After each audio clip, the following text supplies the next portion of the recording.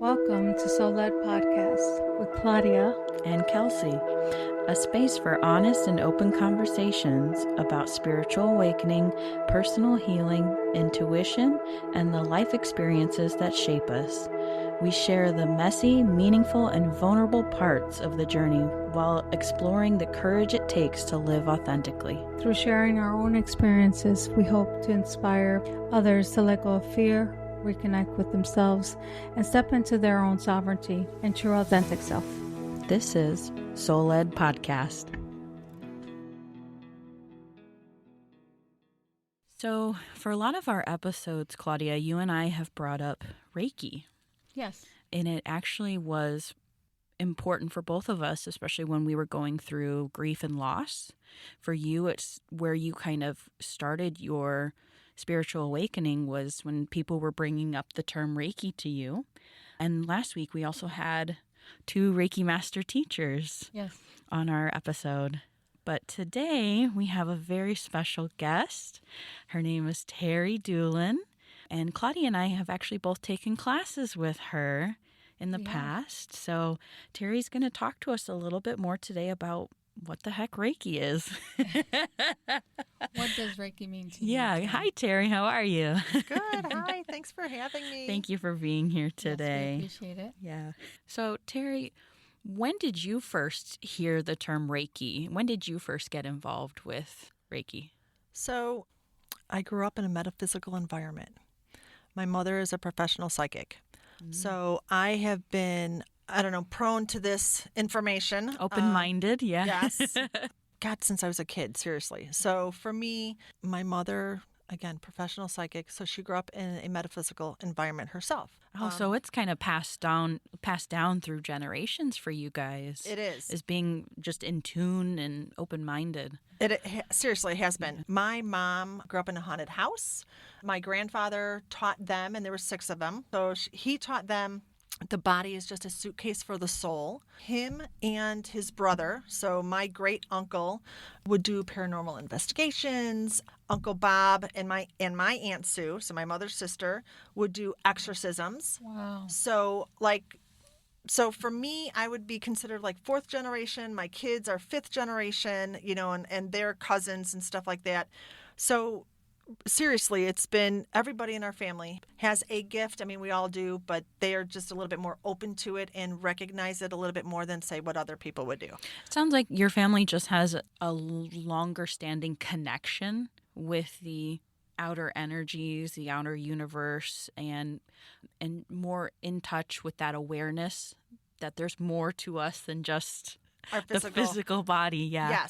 Yes. So that's, again, a majority of my family, not necessarily me. So I would hear about people or kids having spirit friends or an imaginary friend. Nope. I'm like, I don't see anything. I don't know anything. When I was a kid, I did feel spirits touch me, right? And I say touch me as in they would twinkle my toes. I would be in bed, but I would freak out and I would have the covers over my head. I'm like, oh my God, don't touch me. I was afraid of that stuff. Yeah. So again, I was aware of it. So for me, I want to say my first healing experience that I was, I guess, significant. I was probably 12 or 13. My baby cousin was sick and at the doctor's office. Her esophagus started to close up. My aunt had said to the nurse or the office assistant, whatever, she's like, hey, please call, my mom and ask her to start praying for the baby. So my mom comes to me and she says, hey, Terry, she goes, we can send our consciousness over to Amanda and we can help heal Amanda. So my mother she took Reiki courses, she took hypnosis, she took anything she learned, she would come home and teach my sisters and myself. So she's like, hey, let's go heal Amanda. I'm like, okay, cool. So, she relaxed me, put me into a very receptive state and says, I want you to send a bit of your consciousness over there and help heal the baby. Well, the next thing I remember doing is grabbing my chest, screaming, my lungs, my chest. And I get up from the table, come to find out, and not everybody goes through this, so I'm sorry, it sounds a little scary. I actually felt them blow out my cousin's lung. And that was like my first healing experience. You were connecting with your cousin from a distance and feeling what you were Amanda. feeling. You were feeling what she was feeling. Yes. Yeah. Yes. And again, crazy, maybe traumatic to hear about it, not so much traumatic to experience it. And I know that sounds strange. Yes, I felt pain, but I didn't think about it because then my mom's like, Terry, come back, blah, blah, blah. Went through that again, found out what had happened, but didn't really think anything of it. Like I didn't put it in a good or bad, situation. Yeah. It was spin just an on experience. It was an experience. It was an experience. And I'm like, okay, that's cool. And not that it was cool, but I mean, again, I didn't think anything of it. I just kind of like let it go. So as I grew up, young mom, young wife, lived my life, very left brain, not right brained at all. My mom would do paranormal investigations. She would, ask for assistance. She's like, hey, do you want to come with me? I'm like, sure. So many people would say, hey, your mother has these gifts. Do you? And I'm like, well, actually, no, I don't. And they're like, really? That's interesting because usually it's a family thing. Like and somebody's so intuitive. I'm like, yeah, well, my family does, but not me. So I would say my mom's the psychic and I'm the sidekick, right? Like I'm the assistant. I'm the one who does accounting and payroll and human resources, like this stuff. I love that stuff. You're the human side of it, right? Yeah, yes, the very left brain, physical, not spiritual in any way, shape, or form. Yeah. And I grew up on the south side of Chicago, so I went to God, where do we go? We went to St. Gall for church, so I grew up Catholic, stuff like that. So I was, not spiritual that way. Right. Not like, I say I'm spiritual now. I was more, of course, growing up, I was more religious than anything else. Mm-hmm. So me being introduced to Reiki, again, I always knew about the healing aspect of life. I always knew about the universal life force energy, and you can use this energy, ultimately for whatever you want, you can manipulate the energy. Well, it reminds me too of, because I grew up in the churches and I remember the elders laying hands on people, and it's like we all have the ability to heal. Mm-hmm. We just all use it in different forms, but it's essentially the same thing, is we're channeling that divine energy through us to somebody else. Intentionally. Yeah, with intention, Yeah. Even though I knew about it, I didn't practice it because, again, that was my mom's thing. It wasn't my thing. Mm-hmm. So I want to say, even with me being her assistant, I was introduced to Reiki formally in 2002. So I had a Reiki 1 attunement. And again, it was really just to help her because she would have clients call her and ask her for healings. And she would call me and say, hey, do you want to come over and help me with, so-and-so and do a healing? I'm like, heck yeah, I want to come over. I always thought it was fascinating. Yeah. Like her gifts are flipping amazing. Yeah. So I'm like, I always want to be like my mom. And what's your mom's name? Jorianne. Yeah, Jorianne the coffee psychic. So I just love that, right? And again, I was good with what she did. I was good with where I was at because I was loving my life, living my life, doing all the fun stuff, that normal people do, normal life stuff, raising kids, family, that kind of thing. Then helping her, 2002, and again, it was not my thing back then. And it wasn't until like 2008, 2009 to where I felt like I had a spiritual calling. And it wasn't like your normal spiritual awakening that people are finding out that there's something, again, more to their, more than their physical body, that there's something more out there. There's the universe, the divine energy, all that fun stuff. Again, I knew that. I had that spiritual calling. And the spiritual calling to me was, I really felt like God was saying, hey, Terry, you need to do something more with your life than what you're doing. And I'm like, okay, great. Well, what does that mean? And what does that look like? Because, again, I already knew Reiki. I already knew, like, tarot cards and oracle cards. And like all these psychic, Nothing really spoke to me. Yeah. And I ended up finding a book that was, again, a really interesting book. The gentleman's name is Bob Frisell. The book is called You're a Spiritual Being Having a Human Experience. Mm-hmm. And I opened this book. It had a really psychedelic type cover to it. Mm-hmm. So I opened up the book, and it was everything that my mother taught us growing up, taught us about the Philadelphia experience, taught us about walk-ins in like 1972. Well, I was born in 1972. So all of this stuff that my mother taught me was in this book, and I called my mom right away and I said, Mom, have you ever heard of this book? She's like, no. I said, have you ever heard of this author? And she's like, no. So I bought the book, read it in like 2 days kind of thing. Yeah. That book led me to other spiritualists, other modalities like Yogananda, Paramahansa Yogananda, the autobiography of a yogi. Yeah. Led me to Drunvalo Melchizedek and the Flower of Life, which ultimately led me back to Reiki. And mind you, I was already attuned in 2002 didn't speak to me. Here it is, 2008, 2009. And I'm like, oh my God, I've got to do this. And I'm like, where the heck have you been for like these 7 years? Like, Right. what is Timing. It's this? all about timing. Yeah. And I met a teacher in the Maryville area. Great lady. Oh my God, great teacher. And we had a conversation before she was going to teach her class, because again, she wanted to make sure that our energy resonated with each other. And I'm like, well, that's a great idea. So I didn't meet the other teacher. I just showed up for the class, and she was just like there. I'm like, okay, cool. So anyway, I spoke with this lady, and she ended up reattuning me to level 1. Because again, I was already a level 1 practitioner, so she reattuned me the day we had the conversation. My hands felt like they were on fire. And then she's like, okay, well, you take the class. We do level 1 and we do level 2. And I'm like, okay, tomorrow? Like, can we do this now? Please? And she's like, no, you got to, wait, whatever it was scheduled for. So took the class, and my 1 and 2 class was amazing. I'm like, okay, what's next? And when can I take my next class? So you were excited about it. Oh my God. It was the most amazing thing I've ever experienced in my life. I don't think I had experienced anything remotely profound to what I experienced with my level 1 and 2 class. Seriously. Yes. And then I'm like, again, what's next? There's got to be more. And then when can I? And because I'd already been attuned to level 1, several years prior, she actually let me take my master class within 3 months, opposed to that like normal 6-month time frame. Yeah. So I did that, and I'm like, okay, what's next?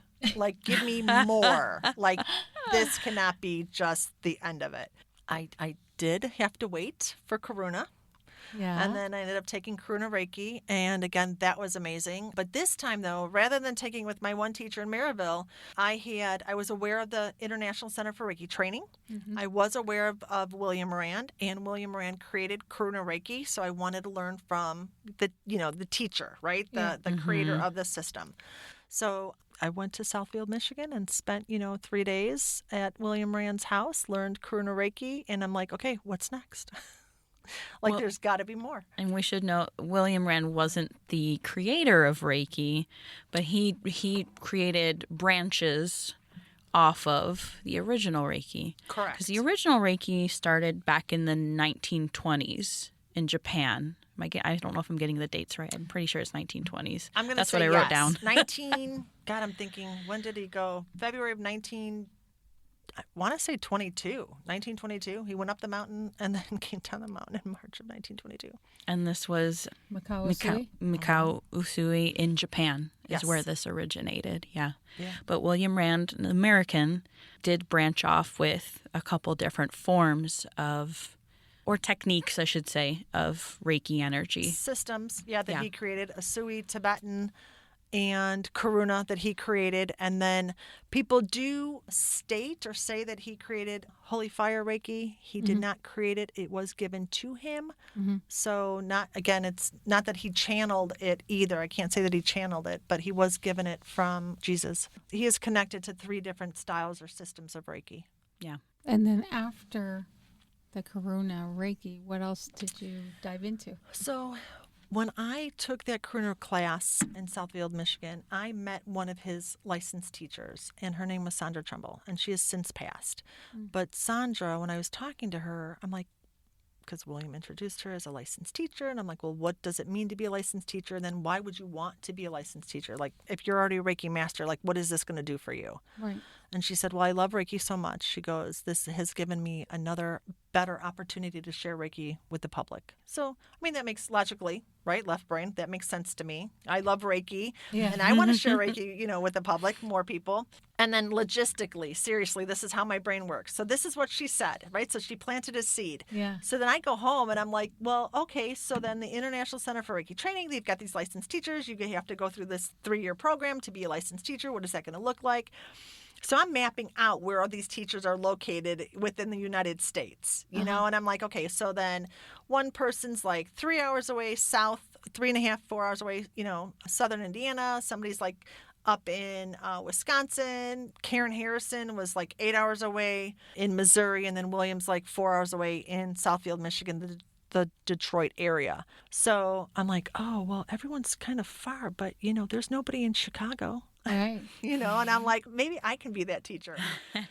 So I kind of Opportunity, yeah. Yes. Yeah. Again, very left brain, very logical. Oh, I could do this. So then I went through and, revisited or refreshed my training when I kind of pursued that route of being a licensed teacher. And I love it. And I would encourage anybody, if you love Reiki, seriously, teach. Number one, teach. But yeah, if you want, definitely look at becoming a licensed teacher. I know I have my certification in being a Reiki master, but I'm not a Reiki master teacher. You're not a teacher, are you? In Yes. Karuna Yeah. But Reiki master. for Reiki Master. Well, in my case, I've just never had that spark to teach. Okay. And I don't even practice Reiki besides myself and my family. I actually do it on, and actually our last guest, Erin and Denise, what Denise had said is energy healing is a birthright. We all do it every day, whether we know it or not. Mm-hmm. So I do feel like I use it on a personal level, but it's not something I tend to do on a regular basis with others, as much as I would like to, at least. Well, so then as far as having clientele, I get that. But if you're doing self-practicing, you're doing it on your family and your friends, you're doing Reiki, which is perfect. That's all. Just do Reiki. Yeah. That's it. Yeah. I think, too, you don't realize that you do it on a regular basis, even though unconsciously you're unaware of it. Exactly. Yeah, and especially if you're a Reiki master. So one thing that I learned years ago is for level 1 and 2 practitioners, they have the ability to turn Reiki on and turn it off. And it's more of an intention-based thing. Like if they want Reiki to flow, again, you have to have the intention to say, okay, Reiki on. Or same thing to turn it off, Reiki off.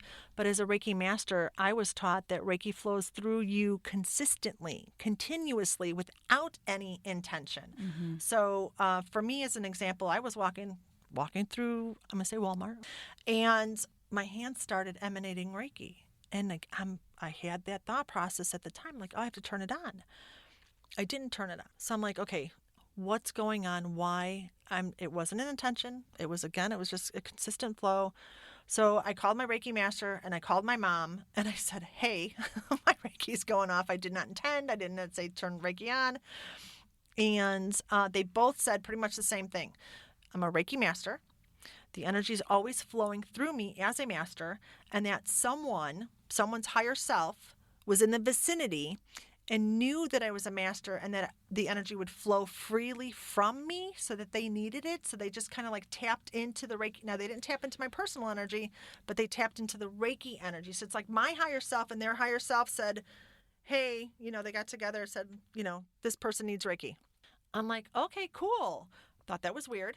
But okay, cool. I'm open. But again, when you're a Reiki master, it's kind of like what you want to do is you want to give Reiki more frequently and more freely. Mm-hmm. So yeah. So people can draw Reiki from me at any point in time.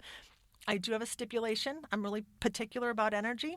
They cannot pull from my personal energy, but they can pull because Reiki is unlimited. So they can pull as much Reiki as they want. Yeah, we did talk in the past about setting boundaries and protecting your own personal energy. Yes. That's good to note is the difference between the energy that's, personally within you versus what's being channeled through you. Mm-hmm. Yeah. Mm-hmm. Yeah. And everybody has a different thought process or belief system on that. Mm-hmm. I've had students who I would teach. Part of my practice is I teach my students how to create sacred space. So I've had students come in and say, oh, I'm not going to do that. I'm like, okay, you don't have to. Like, I don't need to do that. I've got God protecting me. Mm-hmm. I'm like, flipping rock on. Yay. Good. So for wherever they're at, they don't need anything else other than God to come in and protect them. I'm like, fantastic. In my personal experience, I want to make sure that I don't have the other energy coming in. And not to say that they would be disruptive if they did come in. Mm-hmm. I just make sure that we're protected regardless. Right. Yeah. And if there is a spirit that resonates with the energy or the vibration of the room, they're welcome to come in. But it's for those that don't resonate with our class or our session, then they can just, kind of like be on the outside skirts of the energy field that I create. Yeah. So it's kind of what I do. I think I've had quite a few of those experiences that you mentioned, just even having conversations with people where it's just like, we're just talking and having conversation. All of a sudden, my hands start getting hot. Because usually I'm very cold. Yeah. My hands are cold. I'm always cold. And yeah, it did. They just go, and I'm like, what were we talking about that obviously triggered it? Healing, and working in the medical field, obviously. Oh my God, your Reiki's got to be going off all the time. Seriously. It was very interesting working in the hospital for me and realizing being so close to people in their space, in their aura, how unaware of at the time their energy versus mine, because I would be assessing them. So you're in pretty much in their space, and I would get like vertigo, or I'd feel sick, my stomach, all kinds of stuff. So as an empath now, realizing, oh my God, I'm picking up all this stuff. So I would literally have to go home and take a shower and like cleanse myself energetically. But it was rough. Oh, I'm sure it was. Are you kidding? Most people don't know they have an energetic body. So Right. they don't know to clear the energy. And then there are so many people now that, and there are so many people that are empaths to begin with, right? Empathic. But it's more recognized and realized. So now we've got the tools to help people feel better. There's so many people that, again, are so bombarded with this outside noise, they don't know how to handle it. So nurses, massage therapists, hairstylists, I'm like dentists, doctors. People of service. Yes. Yeah. Customer service. Thank you. Even customer service. Are you kidding? Yes. I'm like, oh my God. So that I teach them to clear their energy. That is so important. It is. And it's crazy. I cannot imagine. And thank you for your service, because that is one profession I would not be doing. I love all nurses. Agreed. And I work in healthcare too, but I have so much respect for nurses because you guys are just on another level of service. Oh my God, yes. Thank you. Oh my God, yes. So if somebody were getting Reiki for the first time, how do you prepare that person for their session? Do you give them any type of talk? Here's what we're going to do today. I am so flippin' thorough. So number one, I let them know I talk a lot. So, and I do. Clients and students, I have to let you guys know. So for me, I walk them through pretty much everything we're going to do. I ask them if it's a brand new person who's never been introduced to Reiki, I give them a little bit of information about what Reiki is and how Reiki works, okay? And then I also will share with them how I practice Reiki, because we all practice differently, right? So we all have our own unique way of interpreting the energy, is what I will say. Yeah, because so when I do Reiki personally, and maybe it's because of the first experience I had with my cousin, or just maybe it was my innate gift, right? So I would say I'm clairsentient. So I can feel people's pain and I can feel energy blockages, right? So I let my clients know that may come up. As a Reiki practitioner, we're not supposed to diagnose, even though some people do. So I'm really mindful of what I share and say to my clients.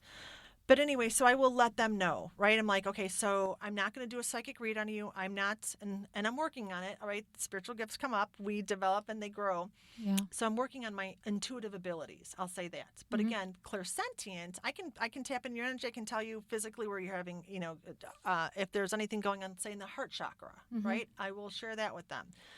But the heart chakra, it's not necessarily the physical heart. No. It could be anxiety.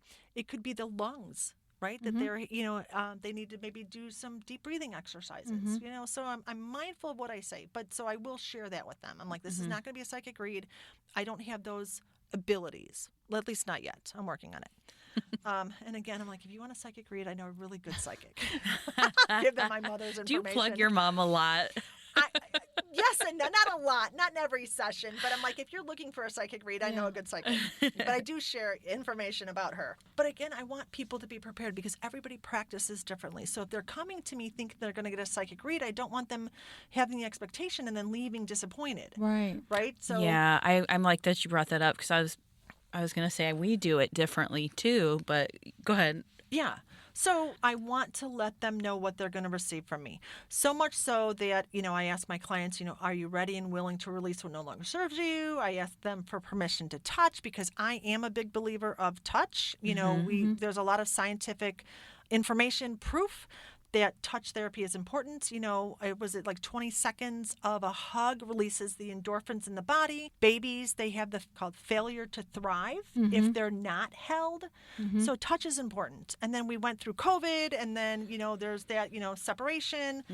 That, of course, it's always, the client's choice if they prefer touch or not, but then I do the, gentle, light, but then I will walk them through what they can expect to feel within my session. So I'll touch their crown, I'll touch, their top of the head, their ears, I hover over their face. So from the heart chakra to the third eye, this section I don't touch. Some people I learned I don't touch the chin. I'll touch their shoulders, so I'll get close or I'll hover over their chin if I need to, but I don't actually physically touch it, only because, again, people have been abused. I want to give them space. Yeah, especially if you're going down the line of the chakras, it can get to some more intimate, very personal. Yeah, intimate places. Yes, it can. Yes, it can. So I kind of walk them through that. So again, they're aware and they're not startled, because I will tell you, I'm sure you guys know this, experience is your best teacher. Yes. And even though I've asked for permission to touch, I touched one lady on her solar plexus. I startled her. And I'm like, oh, so I don't want to freak my clients out. You just never know. And it wasn't anything inappropriate. It was just, I startled her. And I'm like, oh, no, I don't want to do that to someone. I want them to be aware of what they can potentially experience. So I do my best. So I talk a lot, and I walk them through everything that I can possibly walk them through. I let them know that, they may feel more emotional after the session. If that does happen, fantastic. Process your emotions in a healthy way. So if you have to cry, cry. If you have to scream, scream. Scream in a pillow, scream in your car. But everything that we're doing in our session is to release what no longer serves them. So every Reiki session, and we don't know how it's going to heal someone. We don't know if it's going to be a physical healing, an emotional healing, a mental healing, a spiritual healing. Like, we just don't know. Reiki has its own consciousness, as you ladies know. So it's going to heal whatever needs to be healed at that moment in time, whatever's like the most important thing to be released. You said experience is the best teacher, and I feel like that's helped me figure out my Reiki style, because I think I started out very structured and by the book. Yes. And then with time, I've let my intuition take over. So a lot of times when I do sessions, I go to the person. So I'll kind of go in my room of stuff and ask, like, okay, what do you want me to pack today? What do you want me to bring today? And it'll be a feather, it'll be a crystal, it'll be a rattle. And I don't know what I'm going to do with it, but I know that I need to take it with me. Nice. And then as I tune into whatever that person needs for the day, I end up pulling out whatever extra tools I might need to help move the energy, transform the energy, whatever it is that they bring in for the day. That's so cool. Good for you. What about you, Claudia? Do you have any unique or different style that you tend to use with your sessions? Yeah, prior to the sessions, I've noticed that when I start cleansing my space and start tuning in the person that's coming, I receive a lot of either anxiety, body ache, depends on what it is. And like you said, whatever you're guided to do, I have rattles, I have sage, drums, sound bowls, tuning forks, I've been more into. And sometimes, like, they don't know what Reiki is. I've had a couple of new clients that were really nervous, and unbeknownst to me, because they didn't say anything, but I was just guided to have them sit on the chair, and I would sit on the floor. Oh, nice. On the ground. Yes. And I've done that a couple of times with the new clients. I don't know, I just felt something. And they were very surprised at everything that I was able to tune in before we even started. But my way is more of whatever I'm guided to do and use, I will for them. Isn't that the best thing, though? Like, you already know what you guys need to do, and they're so responsive to it. Yeah. That's fantastic. Mm-hmm. You know, I will say she just is good at that in general. There was an episode we recorded where she could feel my anxiety before she even got to my house. Yeah. And she walked in with a case of margaritas. And you She's didn't like, invite me? she said, I knew you needed to lighten up today. She said, I could feel your anxiety before I even got here. Oh my God. That's It's awesome. It's nuts because there would be times I'm sure you guys had these experiences where you haven't talked to your friends in quite some time and all of a sudden they come through your mind. So they cross randomly. And I'm like, okay, what's going on? So I would reach out because they didn't cross my mind for no reason. Right. And every time I would think of one of my friends who actually got attuned to Reiki as well. Her name is Jessica Hine. And randomly, she was just going through her own personal healing and stuff. And I'm like, you just came across and I'm just checking up on you, just making sure you're good. And she's like, oh my God, I so needed it. Thank you. I was like, yeah, it's no problem. But yeah, it happens all the time where it's like people cross my mind and it's like something's going on. I don't know what. If I tune in a little bit, but I don't like to, so I just reach out to make sure they're good and then they're open to talk about whatever it is that's bothering them. And then the healing just goes. Yeah. And that's so cool. Yeah. Good for you. That's awesome. I love when that happens. Yeah. For me, I get some of the, and I say some of the information, I get some of the names, and I'm not always in a place to be able to reach out. So I'm like, okay, God bless, God bless. Reiki, Reiki, Reiki. Like I'm sending them Reiki Yeah. or whatever they need. Yeah. Yeah. That is so cool. Yeah. Oh my God. I have to tell you guys, I had so again, when I talk about like not being intuitive or not as intuitive as my mom, right? I've had some of the But you coolest are. experience. Oh, you're so sweet. I No, love I you. I'm agree. not. You're Yeah. saying that, and as you're saying it, I keep hearing you are. You just don't see it that way. Your perception of intuitive is not what intuition really is because you're doing it. Okay, thank you. Yeah, I was gonna say, I feel like it's more in your head. You compare yourself to like your Oh, my family, mom? your Are you mom kidding me? especially. My mother's fantastic. Yeah, And but that's her, okay. it's I don't different. for sure. And I'm not looking to be her, but you're right because I think then it is a perception thing, Yeah. right? For sure. So not to compare. However, it's kind of hard. She's really great. But I have my own really cool experiences. So when I say I'm like clairsentient, I can feel people's pain. Which I can't. I have to tell But you. I was like, when you were talking about the very first one as a child, I'm like, wow. Oh my God. I don't get it in that sense.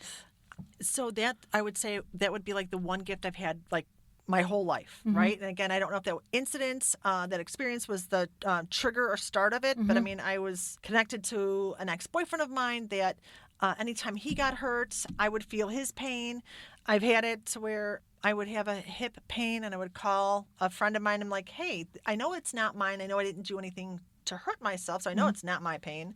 I'm like, did you hurt your hip? And they're like, yeah. I'm like, oh. So then as soon as I was able to connect with the person that the pain actually, Belong to? thank you, belonged to, yep, it went away. Yeah. It dissipated. And I'm like, sometimes the energy just needs recognition and it'll go away. But the one cool thing that I wanted to share with you guys is I had this has happened to me twice now. So I had one client on my Reiki table. I'm giving her Reiki. So I could feel in my body where to place my hands. So I have my hands on her head. So I can feel as the practitioner feel the Reiki energy. Sometimes we feel this, right? We can actually feel it leaving our hands, our arms, our hands flowing into, the actual chakras, whatever, going into. So I'm actually feeling as a practitioner, giving this woman Reiki. Okay. So hands at the head, feeling Reiki energy going into her zone, so to speak. The next thing I experience at the top of my head is Reiki energy flowing into my head. So I was actually able to experience what it was like for her to receive Reiki from me. Oh, I wow. experienced it from the standpoint of the practitioner, and then I experienced it from the standpoint of being the client receiving Reiki. Wow. I'm like, how flippin' trippy is, and then it happened twice to me. So I'm like, shit. Like, oh my God, this is the best. So it's little stuff like that. Like I have attunements, I have placements and experiences, ignitions, whatever.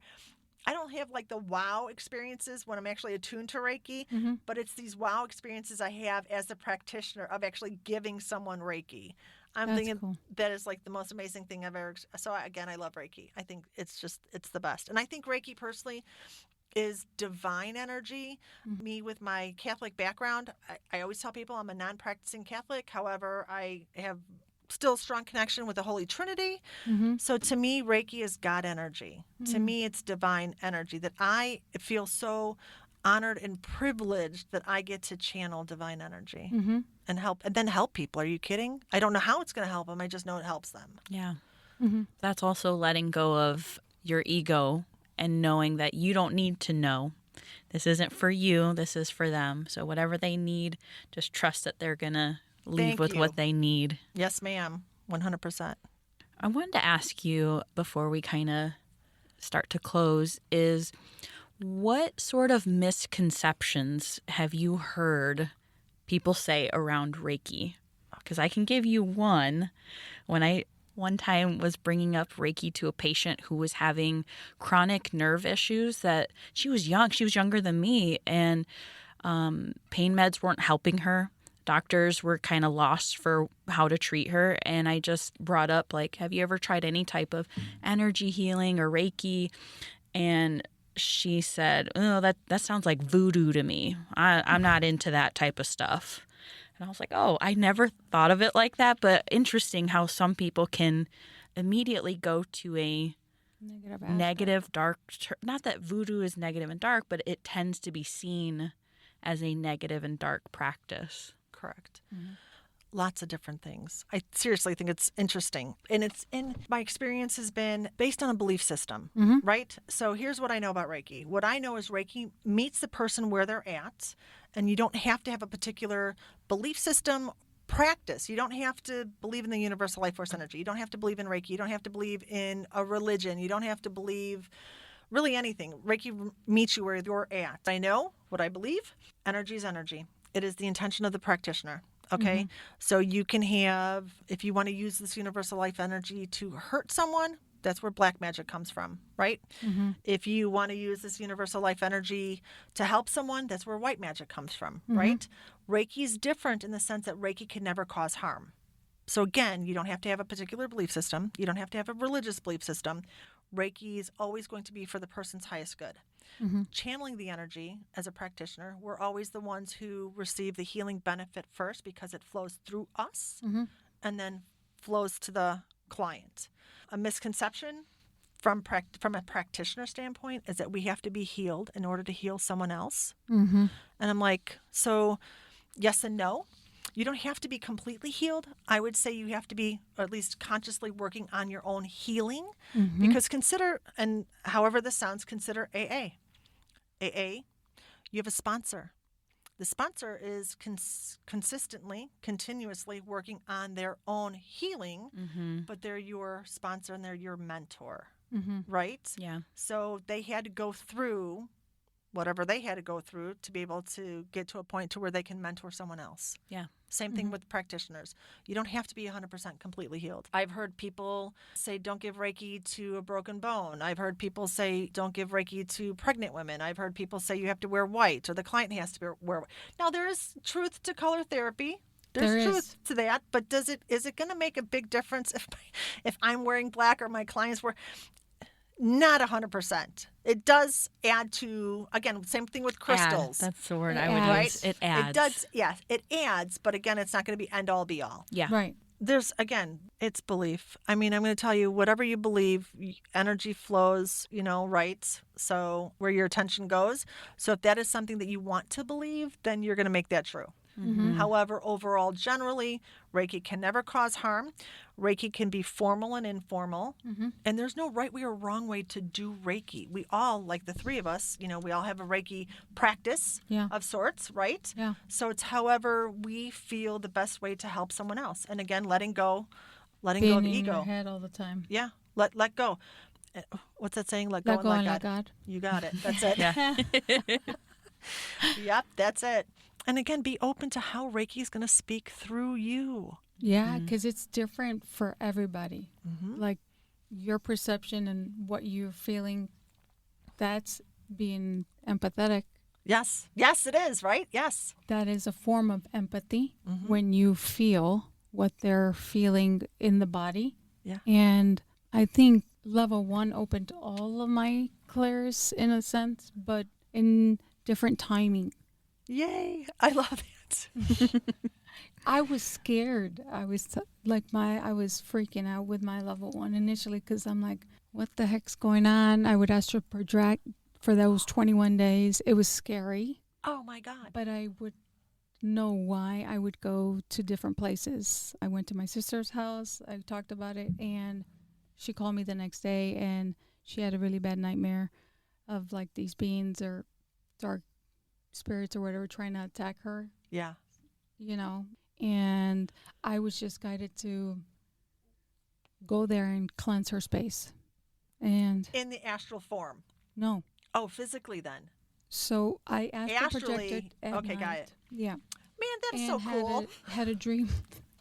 No, it was when you can actually feel your energy separate from the body. Yes. That was, and it still is the scariest for me. That's it. It's So that I've separation.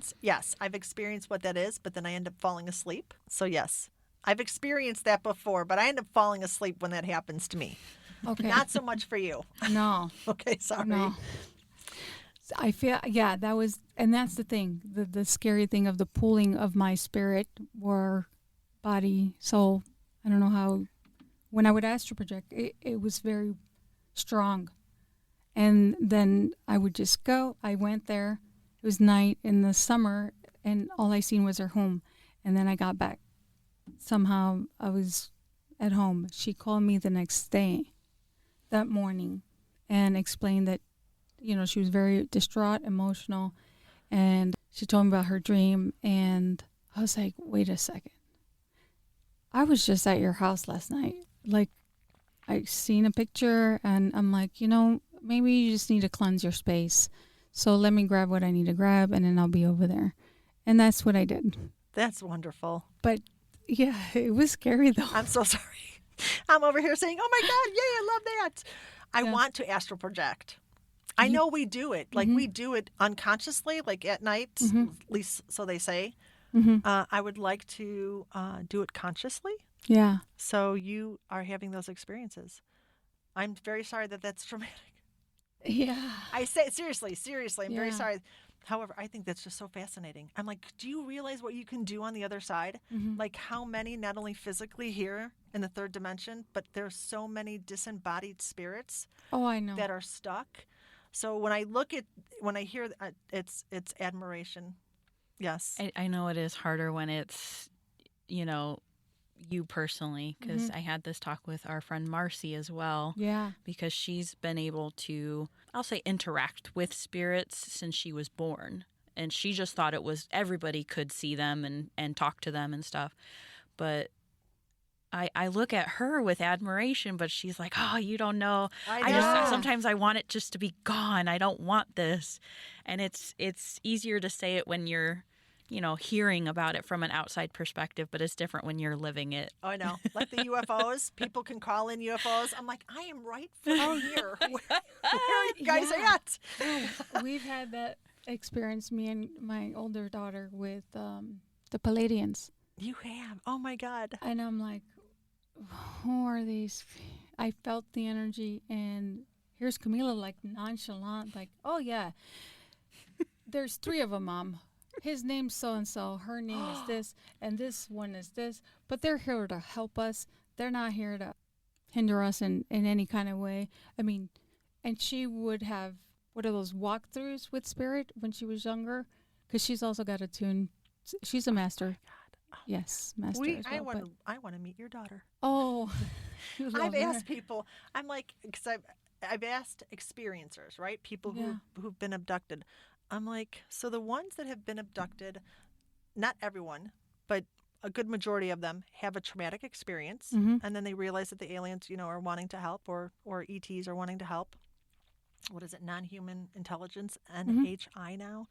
But I've also heard it as what humans don't always realize is some of us have signed up soul contracts ahead of time. You got that. Yes. Where we agreed to work with them and we just don't remember that. Yes. And I'm asking, like, so if some don't want to go, but yet there's so many that do. I'm like, why aren't they coming for the ones that, are volunteering, like who are readily wanting to say, hey, take me, I'll give you DNA, whatever. It's a vial of blood or whatever. I think it's the same thing with like what you were just talking about. Like, I would love to be able to do that. Yeah. But you don't know what your experience would truly be like. And it's like, well, this one's not for you. Right. And or not yet. Or not yet. Yeah. Yeah. Way cool. Oh my God. I told my son one time, I said, I think I was abducted. Who knows? I think I've seen UFOs.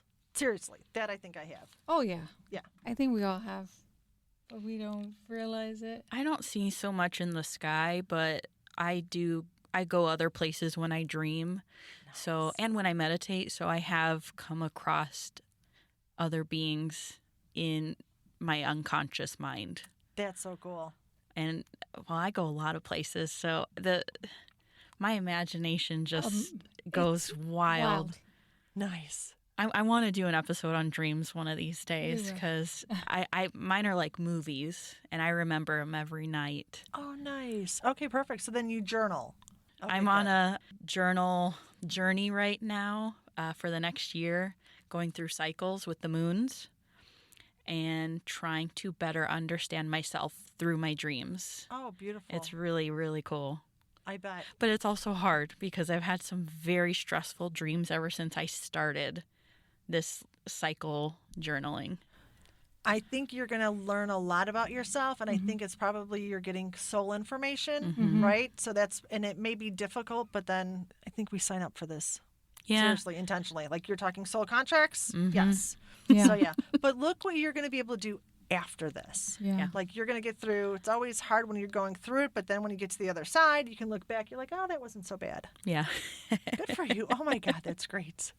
Yeah, because I tell her, my God, how do you remember all that? Like, there's things that I remember in my dream, and then I would have to hurry up and look at what it all represents for me.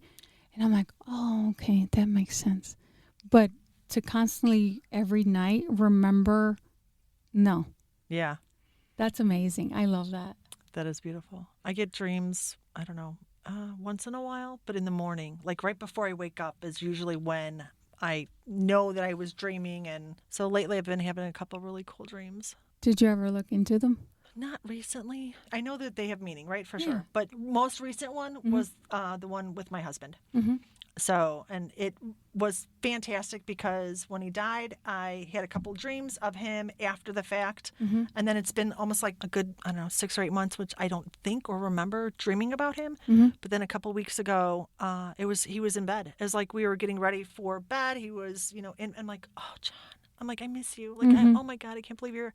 And then he started to dissipate. And then here I in my physical mind thinking this is real or whatever, but I'm like, you can't go, like, don't go. So I go to wrap my arms around him. I go to wrap my legs around him, like, I'm going to hold him here. But it was amazing because it was really like he was physically in bed with me. And there was substance to his weight, in my dream. Yeah. And I've never had that before. So that was. And are you familiar with the term visitations? Yes. That was a visitation. Okay, thank you. So I don't know. So a visitation is a little different because it's a way that our loved ones on the other side can connect with us is through our dreams. And it feels different because it's having that awareness that they're gone, but they're here. Yeah. So towards the beginning of my spiritual awakening, my grandfather passed, and then he came into my dreams, and I was like, Pa, what are you doing here? Like, you passed on. Oh my God. And I gave him the biggest hug. And I was just like, oh my gosh. When I woke up the next day, I still felt the warmth from that hug. And I started crying because I was like, that felt so real. I felt like my grandfather was with me in my dreams, but I wasn't dreaming about him. So it's called a visitation, where our loved ones, their essence, their energy, their spirit connects with us through our dreams. That is so sweet. I love that. Yeah. Thank you. Yes. Oh my God. Yeah. And then you didn't want him to go, obviously. Yeah. I miss my husband very much. Yeah. Yeah. Very cool. Thank you. I love the fact that you can do that and then they're coming to you. See, and again, all these different gifts, all these different. Yeah. Although recently I did ask my late husband to visit me in my dreams, and it was not as pleasant as I expected. He showed me just some things I still need to work on. Yeah. Well, yeah. Thank you. Yeah. It's like, that's not what I was hoping for. Thanks. I asked for it, though. I know, right? Well, yeah. Yes, you did. You did, but not quite that. Yeah. Yes. And I have to tell you, they're going to be who we need them to be. Yes. So I could see that. I could see him being very clear with you or direct. Yeah. Yeah. I know. It's like, be careful what you ask for Yeah. because you just might get it. And not in the way that you would want it. That is my life. Yes, that is Yeah. my life. It's like, oh, yeah, I did want this, didn't I? Oh. Well, I think that also applies to Reiki sessions as well, where I think people sometimes set an expectation of what they're going to get, and it's not always what you or they expect to come out of it. Yeah.